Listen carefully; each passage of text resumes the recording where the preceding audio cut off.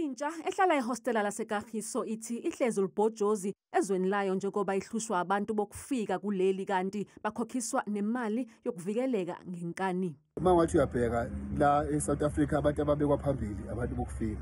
Kuyimanje la lokuzana eziphaza lezi indaba ama-protection fee ibuyile manje ke kukhokhwa ama-protection fee la eKagiso. Mina mangibheka yazi June 16 hayi ngibona ngathi hayi abantu abasha bakazitholi izidingo zabo akakeneli ngoba njengamanje mawuthi uyabheka njoba sihleli nje la ehostel hayi ukuthi ihleli ngoba mhlambe kusasa sizovuka semsebenzini. Kusenjalo eKagiso Memorial and Recreation Center intsha yenze umbukiso wamakhono ahlukene ukubungaza usuku lwanamhlanje. Ngihlele le event because ngibona ukuthi kubalekile ukuthi intsha namhlanje i-celebrate event izazi nayo nehistory yabo. The reason sikali Mantswakana is because like sibonile ukuthi ijewelry yethu ngapha mostly abantu bathenga ijewelry yase overseas so thina sifuna ukwenza ijewelry like that has an African touch to it. Ku-Umphimetsi Thube oneminyaka engu-23 ubudala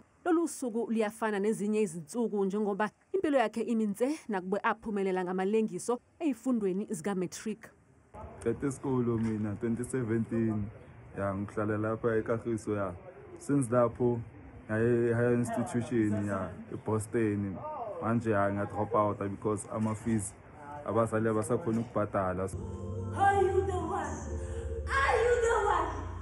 Are you the one who brought us here to suffer like this? Ezindabeni zethu kumzansi wethu ku-Channel 163 ngingubongile Hlongwane eKagiso eNtshonalanga yeGauteng.